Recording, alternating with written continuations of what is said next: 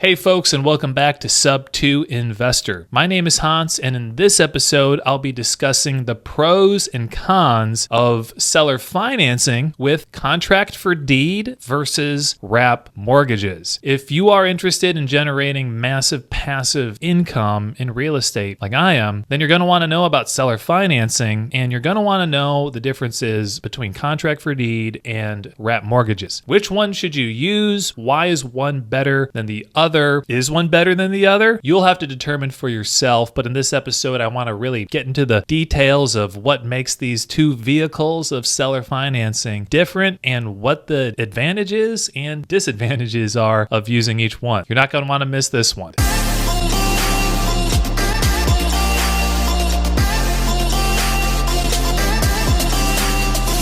So we are in the business of creating massive passive income using creative strategies. Why do we use creative strategies? Not for the sake of being creative, although it can be fun to be creative, but typically it's because we get to use smarter leverage. In real estate, it's all about finding the deal, funding the deal, and then exiting the deal. Those are the three pillars, I guess, of real estate investing. And that second pillar is funding the deal. And so creatively, that's why I like to buy Sub2 and with seller financing. But then on exiting the deal, if I can use smart leverage and smart techniques to get maximum profitability from a deal, then that's what I want to do, especially if it gives me passivity in the income generating process. I talk a lot about lease options, contract for deeds, and sometimes about wrap mortgages. All three, in my opinion, are forms of seller financing, but really it's just contract for deed and wrap mortgages that are technically seller financing, whereas a lease option is technically just a lease and then a purchase option contract. So when I talk about selling with seller financing, really there's two chief options, and that's either using a contract for deed or a wrap mortgage. Now, what are the differences between the two? Just briefly, this is not legal advice. I am not an attorney. Please go seek your own qualified legal advice from a qualified attorney in your local state. But here's the way I see it. A contract for deed, it's also called a land contract,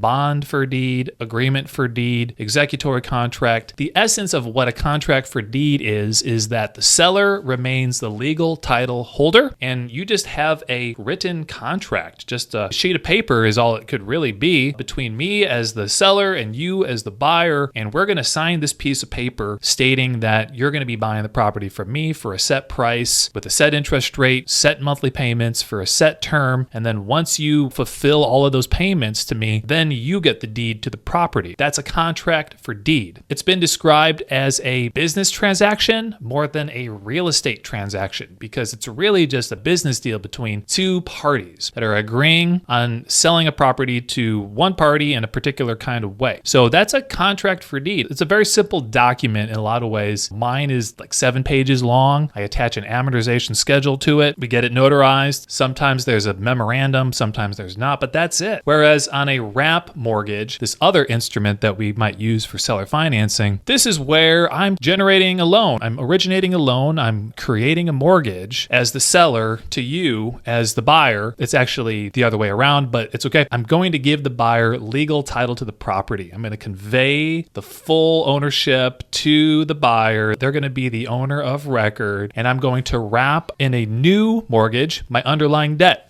Like a burrito. Here's the new mortgage. My buyer is paying me. It's going to wrap around the underlying mortgage I have on the property, which will not be getting paid off when we close, right? That's why it's called a wrap. That's the difference between contract for deed and a wrap mortgage. Now, what are the pros and cons? And the reason I'm creating this video really just kind of grows out of a conversation I was having with somebody in our group about why I'm pursuing more the wrap strategy these days than I am the contract for deed strategy.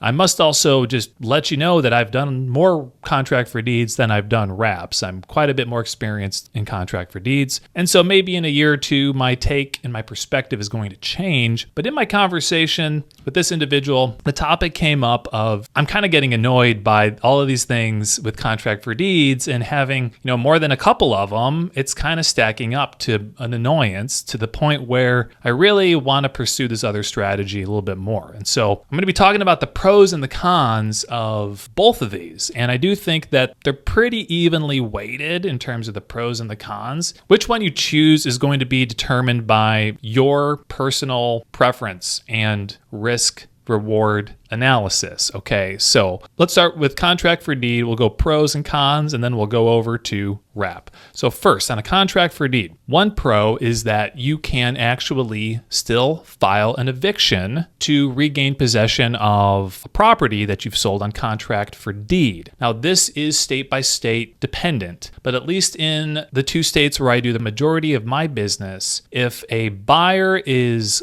under 20% equity, meaning that their unpaid principal balance is less than 20% of what their purchase price is, so they have less than 20% equity, then I can still file an eviction suit to regain possession of the property if they have defaulted on their contract for deed. This makes holding costs and court costs a lot less expensive, and it's just nice knowing that I can regain possession of the property without having to go through the foreclosure process. Number 2, closing on a contract for deed can happen very quickly. Once you have a buyer who's qualified, who has the down payment, and they're ready to move in, you can pretty much whip up that contract for deed in a matter of a few hours to a couple days, meet at a local bank or at a property, grab a cashier's check or have the funds wired, sign the contract for deed, hand over the keys, and that's it. Sometimes you're going to record the contract for deed. In general, it's advisable, especially for the buyer, to have that contract for deed recorded, but you're going to want to check your state's laws to see if you have to record it or not, because if you don't have to record it, then that's one less step and more brevity of using a contract for deed versus a wrap mortgage where you're going through title and all the typical closing procedures are taking place. Number 3, it's cheaper and less expensive to close contract for deed. If you have a good solid template that's been vetted by an attorney and reviewed for your local area, then you can really rinse and repeat that same template with your buyers consecutively down the road, and you may not need any ongoing legal fees. Of course, it's always advisable to close these with an attorney, but if you're really wanting to do it on the cheap, you could just close these yourselves. You could prep it yourself. You're principal in the transaction. You just draft up the paperwork, you sign it. Literally, this could be as cheap as what it costs to get a notary at your signing. I mean, literally, that can be as cheap as it can be. Now, you might decide to record it. You might decide to use an attorney to draft the document and then record it for you. So that might cost you a little bit, but that's going to be a lot less than if you close a wrap transaction. And we'll get to that in just one second. So those are some benefits. Those are some pros to using a contract for deed, which I really like. Number 4, the last thing I'll say about contract for deed and why I like it is if you have underlying debt on the property, well, then you don't have to go through this whole big long dance about the due on sale clause and all these disclosures. Although I would advise to definitely disclose that there's underlying debt, that there is a due on sale clause. However, since the property is staying in your name as the seller, you have a lot more control if there was a due on sale event. Let's say you purchase this property Sub2, right? And that note gets called due. Well, then since you're still the owner of record, you're going to be able to easily refinance that property, hopefully, and deal with that due on sale to maintain the integrity of that contract for deed. If you have underlying debt on the property, it's simpler to use a contract for deed than having to wrap it and then disclose all the stuff about the underlying debt and making sure your buttons are all tight and in order on that side of things. We'll get to that in one second. But let's talk about the negatives, the cons to using a contract for deed. And this is really, for me, why I'm considering moving more in the direction of utilizing mortgage wraps. Number 1, insurance. Since you as the seller are still the legal title holder on a contract for deed, you are the named insured on the insurance policy. That means any insurance claim that your buyer makes could have an effect on you as somebody who buys insurance, right? Because when you go to get a quote on insurance, they're going to check your credit, your past claims history, stuff like that. And not only might it have an effect on your insurance rates, ability to get insurance, it's also just the involvement in the process that if your buyer ends up wanting to file a claim because, let's say, a tree fell on the fence or on the house or whatever, you are going to have to get involved in the process to some degree, and it's going going to be annoying. And if you have a large portfolio of contract for deeds, this is going to be happening with some consistency and some regularity to the point where you're just going to say, man, why don't I just give you the deed? That way, if you have an insurance claim, the insurance policy is under your name, you deal with it. I don't have to talk to any adjuster or sign any paperwork or anything like that. That's just one thing. But the second thing is similar. So number 2, utilities. If you live in an area where there's a certain utility that you can't get out of your name, that the utility has to be in the legal title holder's name. For example, in my area, it's sewer that has to be in the legal title holder's name. They will not transfer it into any other name. Well, then I still get hounded and bugged for utility payments, for past due sewer payments on properties where we've sold them on contract for deed. Again, it's not a huge deal. It just kind of adds up after you've done more than a couple of these. And it would just be a lot easier to say, all the utility bills are in your name. I never have to think about that ever again. It's your problem. Number 3, this is a more general point, but a contract for deed is really, in my opinion, an inferior product to giving the full ownership of the property to your buyer, right? It's just a better product. So if I'm offering seller financing, so not only are you looking at the house, but you're looking at my financing terms too. And if I'm telling you that you got to bring this big down payment and pay an above market rate interest rate, but I'm not even going to give you the deed, well, then you might scoff at me and say, what are you talking about? You're crazy. I'm never going to do that. And that's happened to me more than once. And it just got me thinking, people care about ownership. And the whole reason we're doing seller financing is to provide bona fide ownership to worthy borrowers who've been neglected by the system, who can't get traditional loans, right? We want to offer something solid, something that people really see the value in. And so they're willing to pay more, bring a bigger down payment, all kinds of things like that. So if it's just a sheet of paper, just a contract, even if it gets recorded at the county, they are not the owner of record. So then this leads into my 4th point. And this has happened to me as well with some regularity. A buyer on a contract for deed wants to sell the property and they're reaching out to me because their real estate agent is telling them they can't list the property for them because they're not on the deed. And so now I have to get involved once again, have to get on the phone with the agent and explain the situation. It just gets a little annoying and I'd prefer just to not have to be involved. This is why I'm doing seller financing in the first place, is to not be involved in my residents' problems and drama, right? Just the lender, just send me the payments, which leads to number 5, and that's if they want to refinance out of a contract for deed. This can be vexing and extremely complicated. Most mortgage brokers don't understand contract for deed. So if they're going to say, no, Mr. Buyer on contract for deed, this is not a refinance, this is a purchase because you are not owner of record. So you're going to have to bring a full down payment. This isn't going to be a refinance loan. And then all of a sudden your buyers are kind of freaking out. Oh, I don't actually own the property. My mortgage broker tells me I'm not the owner. Same thing can happen with real estate agents. So when your buyer goes to refinance, it can be annoying. And then you have to get involved. You have to kind of have contacts, mortgage broker contacts, to point them in that direction if they want to do a refinance. This all kind of goes underneath the inferior product category, right? If you're the buyer on one of these, even the insurance part, it's like kind of annoying to just not have full control. That would be another point and another tick against the contract for deed. And then finally, I would say that contract for deeds are just not as valuable assets. So if you create a mortgage note, that now becomes an asset, an income producing asset backed by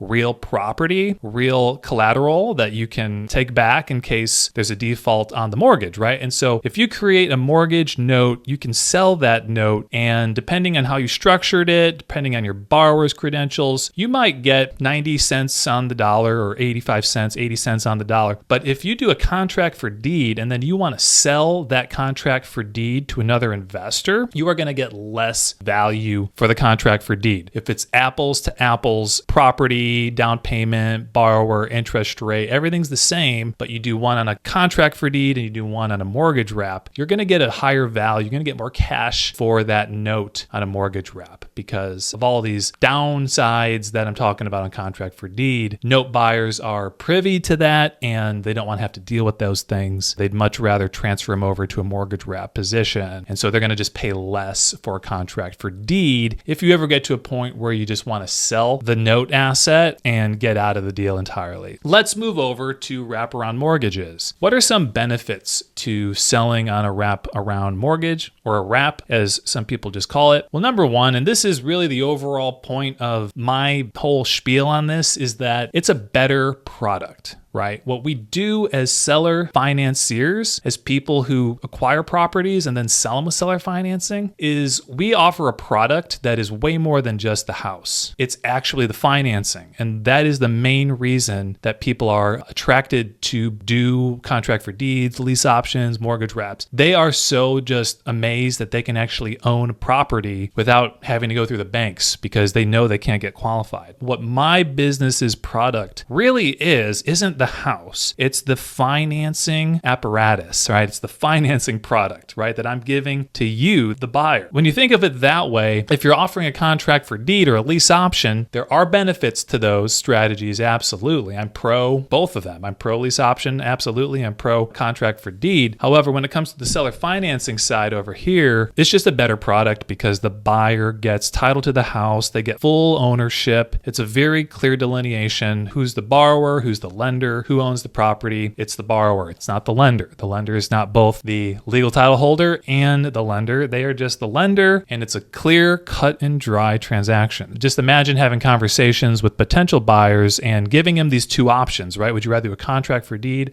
or a wrap mortgage where you can actually own the property? Most of them are going to probably take the wrap option mortgage because they understand what it means to have title, to have their name on record to the property they're purchasing. Number two is that because it's a better product, I feel you're going to be able to get a bigger down payment. Your sales pitch is going to be smoother.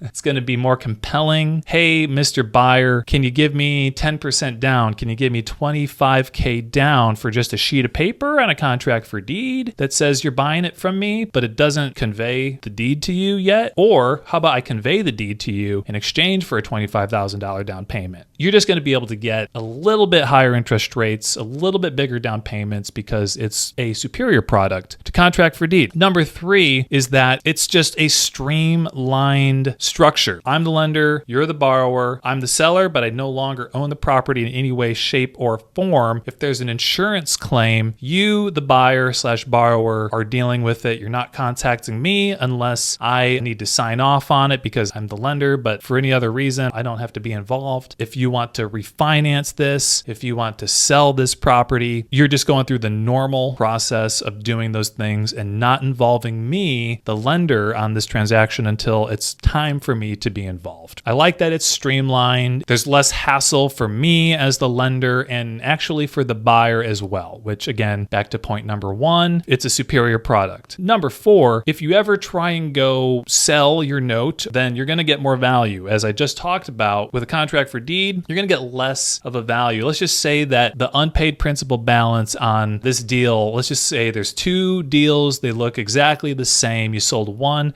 on a contract for deed and one on a wrap, and the unpaid principal balance of your borrower's loan is $100,000. Over here on a contract for deed, you might only get $80,000. Over here on a mortgage wrap, you're probably going to get more than that. Maybe you'll get $85,000, $90,000, something of that magnitude, 5 to 10% more. I'm not an expert in this field yet, so I can't tell you on average how much more, but it's going to be a significant amount of cash that you're going to get more if you ever go and try and sell these notes. Now let's talk about the negatives to selling on a wrap. So there are some negatives, and for some of you guys, this might be like a deal breaker, and you might just say, nah, this is not for me. I'd rather stick to contract for deeds. And if that's the case, I totally understand. It makes sense. But the number one thing I'd say here is that you have a due on sale clause in your underlying mortgage, which you're leaving in place. And when you wrap it to a new buyer, that's the big sleeping giant in the room. I mean, it's if that note gets called due and you don't have title to the property, you can't go refinance. You just have less control. And now you have two big issues to deal with, right? You have the borrower on the Sub2 loan that you're going to have to rectify. You're going to have to rectify that due on sale somehow. And then your buyer who's put all this money into this house, you can't have them losing their house to the underlying lender because of the due on sale. And so it becomes a bit more complicated and a little little bit more involved if that event ever were to happen. Extremely rare for that event to happen. And if you do these transactions the right way, very, very low possibility of that happening. But if it were to happen and years down the road and you weren't around anymore and things had kind of changed, the systems weren't there to take care of it for everybody, then this would be a massive nightmare, honestly. This is kind of one of my biggest fears of these types of transactions, is something like that going down and not being able there to fix it, or being incapacitated or something like that. That's a bit of an issue. And don't get me wrong, if it were to happen on a contract for deed, it would still be a big deal. Just slightly easier to deal with because I'm still the owner of record. I could go in, I could refinance if I needed to pay off most of that underlying debt. However, let me just kind of counterbalance this one a little bit by saying that if I structured my note the right way with my buyer, then there's a good chance that I could actually sell that note and get a lot of money, if not enough to pay off the underlying loan and be okay. Whereas with the contract for deed, I'm not going to get as much for that piece of paper. That kind of maybe slightly evens this one out, but I'm going to leave this as a negative on the wrap side because it really deserves to be here. This is the number one negative of selling on a wrap, in my opinion. Number two is that it's more expensive to sell on a wrap. A much more complicated transaction. Actually, that's number three. So we'll just kind of go number two and number three. Because it's more complicated, it is more expensive. Because it's more complicated, you have to just be on it a lot more. You have to be more involved. I guess it's more time consuming, and you have to get title company involved, likely an attorney involved to draft your documents. I would highly advise that. I'd say it's almost necessary on these transactions to do that. And then if you're going to have a consultant to help you sort of structure the note so that it's a good note that you're going to get maximum value for if you ever decide to sell or need to sell, you're going to pay a little fee for that as well. You got a lot of moving parts on these. The insurance is going to change hands over to the buyer, so you need to make sure that's structured correctly. You need to make sure the promissory notes and the deeds of trust are structured correctly and make reference to that underlying note in the right way. And then you have a big old lending packet that you're probably going to want to have with RMLO stuff in there. You're also going to have that in contract for deed, but there's a lot more disclosures about the underlying debt you're probably going to want to have in your note file. And in general, these are just complicated transactions. There's a lot of questions that come up from kind of all sides as to how this works. And if your title company is not used to doing these, you're going to have to explain it to them, and your insurance company as well. You're going to have to explain how to structure the policy to your insurance agent, and you better make sure you have a good insurance agent who's able to structure it exactly the way that you need it to be structured, because that's the number one reason for the due on sale is incorrectly structured insurance policy. These are more expensive. They are more complicated, take more time. And then finally, I would say that the other major negative here is that if you ever had a defaulting buyer, well, then you're certainly going to have to go through the foreclosure process. Again, on contract for deed, remember, it's possible still to do an eviction or what they call an ejectment as well, which is kind of a midway between an eviction and a foreclosure in certain states. But with a mortgage wrap, you will have to foreclose if you can't work something out with your buyer. And of course, that's always the first line of defense, is to work it out with your buyer, whether it's contract for deed or mortgage wrap. But if you can't, well, then you have to go through the foreclosure process. And I know that in some states, that can be very expensive and take a long time. In fact, that right there, the foreclosure laws of your particular state might be one of the major factors that tips you personally more towards one of these strategies over against the other. Because I can tell you in certain states like Georgia, Texas, Missouri, they have really good, really lender-friendly foreclosure laws. But in other states like Illinois, I think Massachusetts, the foreclosure process can be very drawn out and take a long time and be expensive. So those are the primary cons as I see it on mortgage wraps. That is it, guys. That is a summary of the main pros and cons of doing contract for deed versus mortgage wraps. Hope you guys learned a ton. If you are interested in any of my paperwork templates, if you are interested in doing contract for deeds, you can check that out on my website, sub2investor.com. I also can consult on any deals you guys have, if it's just analyzing a deal, if it's helping to do a sub-2, kind of coordinate the transaction. You can reach out to me at hans@sub2investor.com. Thanks so much for watching. Leave a comment below, like this video, let me know what you want to hear me talk about next. And until next time,